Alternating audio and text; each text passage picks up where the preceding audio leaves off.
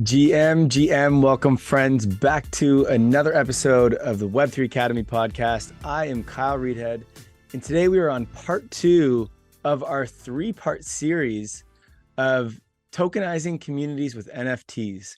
If you have not listened to or watched the first episode of this 3-part series, then I highly recommend you do that first. It's called Are NFTs a Sustainable Business Model for Creators Tokenizing Communities? You can find it on Spotify, Apple Podcasts, YouTube, wherever you'd like. Check that out first because it is going to give you the foundational knowledge for what we're about to go into in this episode, which is alternative revenue sources for creators. So it's time for part 2 of our NFT business model series. You know, guys, tokenizing communities with NFTs was really all the rage in 2020 and 2021, right? Communities raised millions of dollars and made headlines weekly. The promise was to raise funds and build together as a community and share in the upside, right? That's really what we love here in Web3. But now that the NFT hype has settled, most communities are realizing that much of their NFT values were propped up by speculators and traders. Community building doesn't seem to be as easy as we once thought either. And many NFT businesses realize that they don't really have any ongoing sources of revenue, right? Some NFT thought leaders have even gone as far as to say that the NFT business model is broken, and I would completely agree with them. And that's exactly why we're taking this time today to explore the sustainability of these business models. Now, what's the goal from all this? It's to find the model that creates the best experience and incentives for both the customer and the creator. And so what we want to do is write the playbook for future tokenized communities. Now, in the first article or the first episode of the podcast here in the series, we discussed how do we monetize communities in Web 2. So talking about subscription models, think of things like newsletters and that kind of style. Then we talked about, we broke down the current playbook for tokenizing communities in Web 3. So what did we see happen over in 2020 and 2021? And then we explored the model of relying on NFT royalties as a business model. And this really is what most of these communities are doing that launched in 2020 and 2021. So if you haven't listened to that episode yet, first go check that one out, as it will be the foundational knowledge you need to explore these alternative business models we're going to talk and discuss today in this episode. So let's get back into it. But before we do, a few things. One, right now, just grab your phone or your laptop, whatever you're listening on, and just click follow or subscribe on Apple Podcasts, on Spotify, on YouTube. We would love that. It helps us grow. It helps us share this information to others. So please, just give us a quick shout out there. Feel free to share us on Twitter, wherever else too. You can tag us at Web3Academy_. We're trying to grow. And we need you to help us do that. So thank you so much. All right, before we get into this, let's take a quick second to hear from our sponsors who make this show possible. Thank you, Lens Protocol. I'll see you, friends, in just a few seconds. The future of social media is here, and that future lives in Web3 on top of Lens Protocol. Web2 social platforms are broken and ripe for disruption. You see, the epicenter of social media is the creators, and yet they are the most neglected. Web2 platforms like Facebook, TikTok, and Instagram are all essentially robbing creators of their worth. Creators are a new type of entrepreneur, forming new types of businesses. Yet with Web2 platforms, creators don't own their content or their profiles, and that's their product and business. Instead, they are tied to the platforms they choose to create on. Well, just like how crypto is freeing us from banks, Web3 is freeing us from these centralized platforms. On Lens Protocol, creators own their content, own their profile, and even their social graph and followers in the form of NFTs. This allows you to move freely from one social application to another with your content, profile, and followers moving along with you. Lens Protocol enables self-sovereignty for your social graph and interoperability across the internet. At Web3 Academy, we believe this is the future of social, and that's why we partner with Lens to ensure that the path of social media is heading in the right direction. Visit lens.xyz to learn more today. Okay, welcome back. Alternative business models for creators with NFT tokenized communities. So in the first episode, we established that it's not wise to rely solely on NFT royalties as an ongoing revenue stream. They are okay, and it can bring you revenue, but it's not something you want to rely on for a few reasons. One, because it's not enforceable on the blockchain. And two, it really is counterintuitive to what you're trying to build with your community. So it doesn't really make sense. Now, with that in mind, it's important that we explore other models that could generate revenue for the creator who's tokenizing their community. So the first is holding a percentage of the NFT collection. So one way for creators to generate additional revenue through tokenized communities is by holding some of the NFTs in a collection and selling them on an ongoing basis. So long as your NFTs hold value and there are more people wanting to join your community, this can be a viable option to generate ongoing revenue. You could think of this as selling equity in your company as it rises in value, which is a very common practice in traditional markets. Larva Labs, the creators of CryptoPunks, Meebits, and Autoglyphs, is a really good example of this. They held 10% of the CryptoPunk supply and launched with zero royalties as part of their kind of marketing strategy. Over time, the price of CryptoPunks increased exponentially. I think their current floor price is around the 65 ETH or something like that. So, it's raised a lot. And Larva Labs was able to sell some of their punks kind of along the way, and that was their sort of revenue stream. In the end, Larva Labs ended up selling their entire business to Yuga Labs, which is the creators of Bored Ape Yacht Club, and they had 500 CryptoPunks included in that multi-million-dollar deal. We don't know how much exactly it was, but we know it was in the millions. So again, this business model relies heavily on the price of the NFTs appreciating over time, and it will exclude most people from joining your community because you're sort of relying on that price of your NFT to be extremely high. It may also be a model which is sort of frowned upon by the community as you end up increasing market supply, which could cause the price of the NFT to decrease. But you can negate this by slowly selling your holdings when the collection demand is high. So it's not necessarily always going to impact the price, and it probably won't if you do it the right way. Now, that said, like any business, as long as you continue to provide enough value to customers, aka your token holders, there's no reason that this strategy should be a problem for your community. Keep in mind that this strategy is just essentially delaying revenues to a later date, right? You earn less at launch as you're selling fewer NFTs in hopes that you can earn more later through price appreciation. In comparison to the traditional world, this model is kind of like building a business and never really taking a salary. Instead, you rely solely on selling shares to earn revenue, which isn't really ideal unless you have other revenue sources, of course. I think this can definitely be a viable option to consider for revenue, but again, I would incorporate it along with other revenue streams, which we will discuss in this article. So the next one, number 2, is launching a second token. One of the more common strategies of NFT creators in 2020 and 2021 was to simply launch a second token, whether that's an NFT or a fungible token. It was quite common. For example, Larva Labs launched CryptoPunks and then later launched Meebits, giving free first mint access to CryptoPunks and Autoglyph holders as well. Yuga Labs also did this, with Bored Ape Yacht Club and then launching Mutant Ape Yacht Club. And then they followed these collections with a fungible token, ApeCoin, and then even further launched Metaverse land plots as NFTs. Many other businesses with NFT collections followed suit by launching a second collection. However, unfortunately, other than the 2 above, most of these didn't fare so well in terms of holding value. Not all of them, some did do okay, but many did not do so well here. And the reason is that launching a second collection isn't as simple as selling an additional product to your community, right? It's best to think of each NFT collection as a separate community, or depending on, its purpose, it's really just a separate business. And as we mentioned in the first episode, in order for this endeavor to make financial sense for the creator and the token holders, the creator needs the NFTs to appreciate, meaning they need more buyers than sellers, right? Now, acquiring more buyers and sellers was fairly easy during the past speculative mania. All you really needed was some loud hype, and you had so many speculators and traders who was going to buy your stuff, right?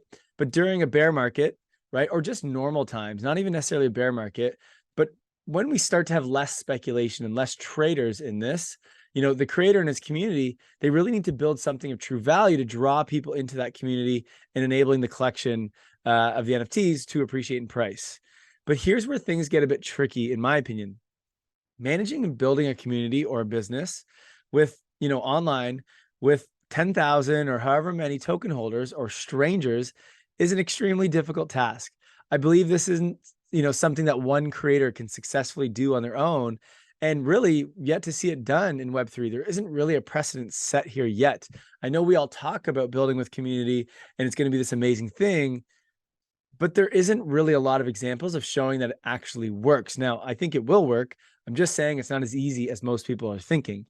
Yet many of these creators decided that their next best move was to launch another NFT collection, aka another community or business, right? While this resulted in another large sum of money for some NFT collections, again, I question, how do they plan to generate sustainable revenue here? How do they expect to manage and build with two large communities of strangers at the exact same time? To me, this seems like nothing more than a pipe dream that's never really going to be realized. And the problem with that is that so many projects launching a second token and failing is that people are going to end up losing money. Okay. And this is going to take your community or your audience and piss them off. And they're not going to want to be a part of your community anymore. Not only that, but these failures mean that buyers will become smarter and no longer going to invest in communities that plan to launch a second token. So buyers tend to get smarter over time in any industry. So this isn't to say that launching a second token isn't a good idea. It's just that you should only launch a second token when you're ready to build a second business or community, right? Don't do it because your existing one needs more revenue. That's not a good way to do it. Think about if you started a business, let's say it's an app or a SaaS product or whatever, and it wasn't doing so well. You probably aren't going to go and launch another business to fund that one, right? That doesn't make a whole lot of sense. That would be impossible. Now you just have two unsuccessful businesses. That's what I'm seeing here with a lot of these second tokens. Now, that being said, there is one example in the Web3 space that stood out to me where launching a second token actually made sense in terms of a sustainable business model for the creators and their community. And this is one of my big takeaways of this entire series after doing this deep dive. And so this is number 3 here for alternative business models.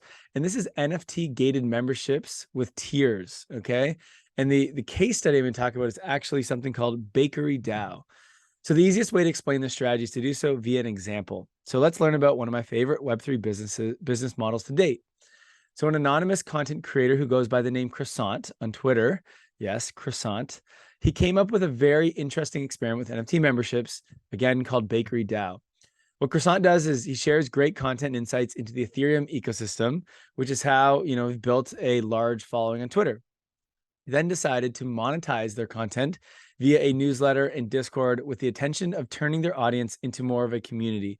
And so they did this the Web3 way. Rather than launching a Web2 paywall subscription, which we covered in the first episode and how that works, Croissant decided to choose to launch an NFT-gated membership instead. So in this scenario, customers could choose between 2 NFT tiers that provided different features and access. So check this out. Tier 2 is sort of the entry-level option, okay? So it's its own collection of NFTs. And what Croissant did is included an ongoing 30-day subscription with basic access to content in the newsletter and Discord community. So you're purchasing an NFT, but attached to that NFT is actually a subscription that comes out of your wallet, just like if you were to attach a credit card to, Netflix or Amazon Prime. So this membership level, similar to Web2 models, has an unlimited supply. The benefit of using an NFT rather than Web2 commerce is that customers have the option to sell their remaining subscriptions rather than simply canceling and lose out on the rest of that month, right? Plus, the NFT enables much better cross-platform interoperability, which Web2 does not. If someone was to purchase with their credit card my, Substack newsletter right now, I can't go and take that and give them certain access into Discord as a result of that. And then if they cancel, I can't then remove them from the Discord. Same with Facebook groups, etc. It's a big problem when we're trying to deal with communities cross-platform. Well, that's one thing that NFTs fixes. So NFT memberships are going to be an amazing thing once the tech catches up to it. So that's the first tier. Okay, just your typical membership model. As per usual in Web2, it's just done by an NFT instead of, the normal way. Now, tier 1 in this premium option, Croissant gives holders VIP access across the newsletter and community with no expiry. Okay, so it's more of a, VIP, you get everything this time, like a premium subscription kind of thing, except it's not a subscription. This one is a one-time purchase. Now, the really interesting part of tier 1 is it has a limited supply and it has revenue sharing, which drives demand. Okay, so basically the tier 1 holders, okay, they receive a percentage of revenue from all of the tier 2 purchases. So now you have the typical, I'm going to sell 10,000 or whatever NFTs to my community to build with my community. But what you've also done is launched another tier, which is a subscription model. So those who don't want to build, they just want to consume, they can buy this kind of lower cost tier 2 subscription model. But then you have the tier 1s with you where they can help you build. Okay, so what Croissant has done here is sort of merge the Web 2 and Web 3 business models. Okay, this to me is super, super cool. Should they succeed, the tier 1 membership access may significantly appreciate in value, and any secondary sales, if you want to attach royalties, could go back to Croissant in the bakery DAO. So while the 2-tier membership, due to its unlimited supply, will remain at a low monthly price, and the great thing about that is you don't exclude your potential audience and community. They always have a product that they can purchase to be a part of your world. Okay, if you only launch an NFT that's 10,000 or some sort of limited supply, you really exclude a lot of people from being part of your network, being part of your world. Okay, so that to me is really, really cool. This model combines the sort of scalability of Web 2 membership model for both the creator and the customer, and also enables the creator to use the magic of Web 3 to tap into the true potential of a community. A very interesting business model, one that I could see being very successful and sustainable for tokenized communities. For those interested, I will share more on this NFT membership design in the 3rd article of this series, because I believe this is going to be a big business model in Web3 for creators. Now, okay, so those are the 3 alternative revenue streams, and there will be more in the future, I'm sure. But before we go any further, I want to talk about what does it really mean to tokenize and to build with your community. We keep talking about this. I've been bringing this up in the first episode, now in the second one. What does this really mean, and why do we want to do this? So providing ownership to your community is one of the great unlocks of Web3. When humans own something, our psychology around that thing changes significantly. Think about the way that you treat a car or a home that you own versus maybe one that you rent. Or even think about the way you treat, your home versus a hotel or an Airbnb. Ownership brings responsibility and accountability. Probably you leave the lights on when you're in a hotel or in an Airbnb. Maybe you don't take your shoes off when you're in a hotel or you're in an Airbnb, right? You kind of you're not as clean, you're not as careful, right? Because you don't have that responsibility or accountability because you don't own it. Now, take it a step further and include the potential for the item that you own to appreciate or earn revenue, right? And now our psychology alters even further. Again, your home, of course, can appreciate or could earn revenue if you want to rent it out, right? So now our psychology alters even further. And this really is the power of digital ownership. This is why we want to tokenize communities. We want our audience, our community, to feel part of the thing that we are building. And that's really what happens here. So building with your community unlocks the power that I just spoke about to thousands of passionate members who would consume, engage, and would probably pay for your content even without the ownership or the incentive, right? It takes a passive community or audience and turns them into active contributors. Now, their contributions could be in the form of marketing, could be sales, could be strategy, development, feedback, whatever. It can be so many things. The opportunities here are truly endless. And this is the reason why creators are so excited to tokenize their audience and community. For the first time, we can now join forces with our community and customer base to further the mission of our business. As I mentioned in the first episode, once you tokenize your community, you then have to decide, what do you want to do with the funds that you would raise, right? You can either, and the 3 options that I gave, is you can share a percentage of those funds with the community, you can give it all to the community, or you could take it all from yourself, right? So once you have that community, what do you want to do with them? Do you want to fund them to get going? Do you just want to let them go on their own now and see what happens?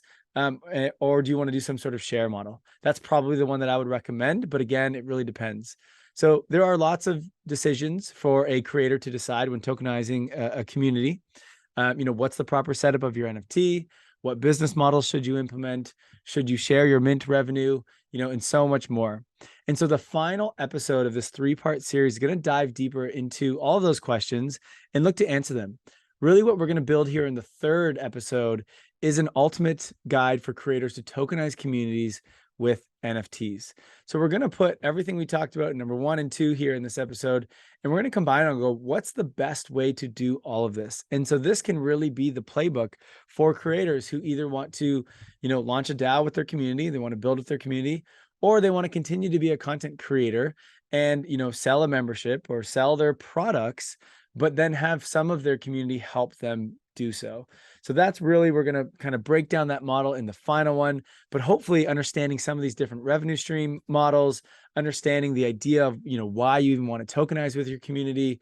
Hopefully this helps you have a better idea of where to go when launching NFTs. Okay, thank you, Web3 Academy community, so much for listening to, now the 1 and 2 episodes of this 3-part series. I will see you next week when we will dive into the final piece.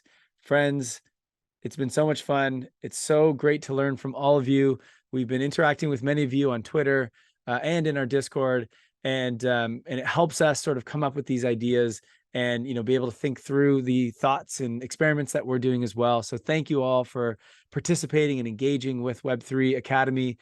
We absolutely love all of you, and it's so great to engage with you. So thank you, and I will see you next week, friends. Thank you for listening to Web3 Academy. We hope this helps you along your Web3 journey. And if it does, please share this episode and subscribe so you don't miss the next one. Nothing in this podcast was financial advice. Crypto and Web3 can be risky. You can literally lose it all. In fact, if you invest on account of what we say, you probably will lose it all. So don't do that. In all honesty, the point of this podcast is to remove the noise of markets and price and focus on utility and implementation anyway. So you should not take any of this as financial advice. Thank you, friends, and see you in the next one.